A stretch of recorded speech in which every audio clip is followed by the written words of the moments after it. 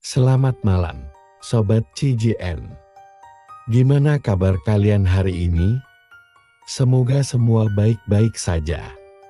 Malam ini saya akan membagikan sebuah pengalaman mencekam yang dikirimkan oleh salah satu pemirsa setia channel ini.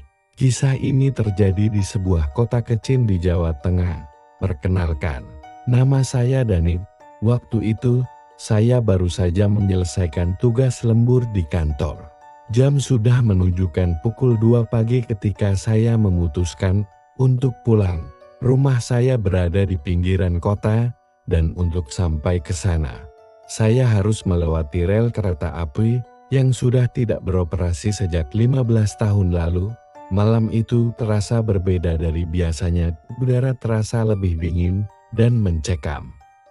Jalanan yang biasanya masih ada beberapa kendaraan lewat, kali ini benar-benar sepi.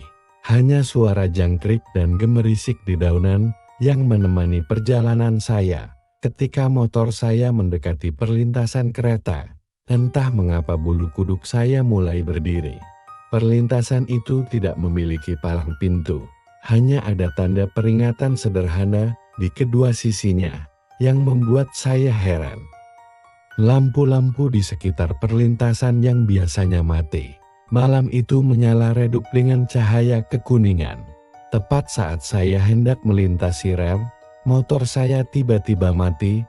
Berkali-kali saya mencoba menstarter, namun tidak ada respons. Anehnya, lampu motor masih menyala terang. Saat itulah, saya mendengar suara yang membuat darah saya seolah membeku. Dari kejauhan, terdengar suara lonceng kereta api. Denting yang familiar itu semakin lama semakin keras. Jantung saya berdebar kencang. Bagaimana mungkin ada kereta lewat? Jalur ini sudah lama ditutup dan tidak ada jadwal kereta yang beroperasi selarut ini. Suara itu semakin mendekat. Kini, saya bisa mendengar deritan roda kereta bergesekan dengan rel besi. Tanpa pikir panjang, saya mendorong motor ke pinggir rel. Tepat setelah saya menyingkir, angin kencang tiba-tiba berhembus. Suara kereta semakin memekakkan telinga. Yang membuat saya terpaku adalah pemandangan di hadapan saya.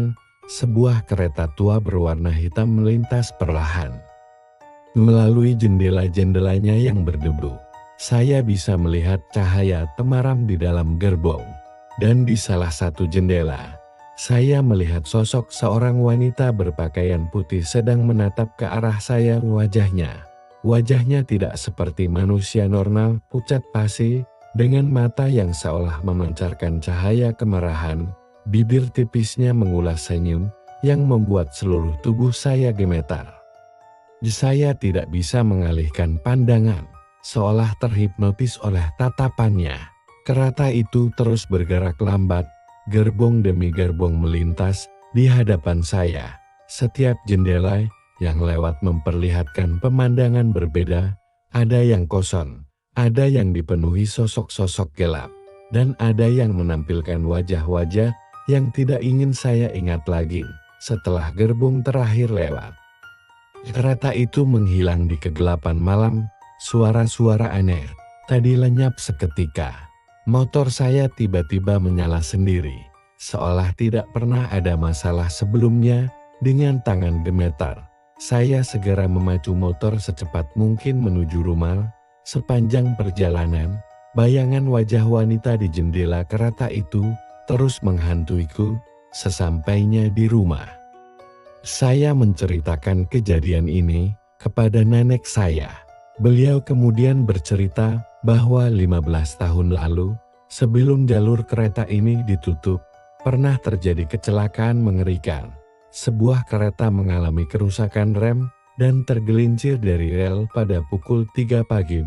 Puluhan penumpang menjadi korban, termasuk seorang wanita muda yang hendak pulang ke kampung halamannya.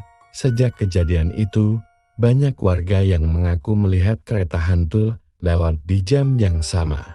Selalu di pukul 3 pagi, selalu dengan penampakan yang sama konar. Mereka yang melihat wanita berbaju putih di jendela kereta akan mengalami kejadian aneh dalam waktu dekat. Dan benar saja, seminggu setelah kejadian itu, saya mengalami kecelakaan motor di tempat yang sama. Beruntung saya selamat. Hanya mengalami luka ringan. Tapi sejak saat itu, saya tidak pernah berani melewati perlintasan itu lagi di atas jam 12 malam. Demikianlah kisah yang dikirimkan oleh Dani.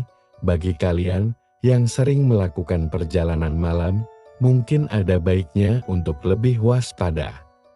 Terutama ketika melewati tempat-tempat yang memiliki sejarah kelam. Terima kasih telah mendengarkan kisah malam ini. Jangan lupa like, komen, dan subscribe untuk mendapatkan update kisah misteri lainnya. Sampai jumpa di kisah berikutnya. Selamat malam.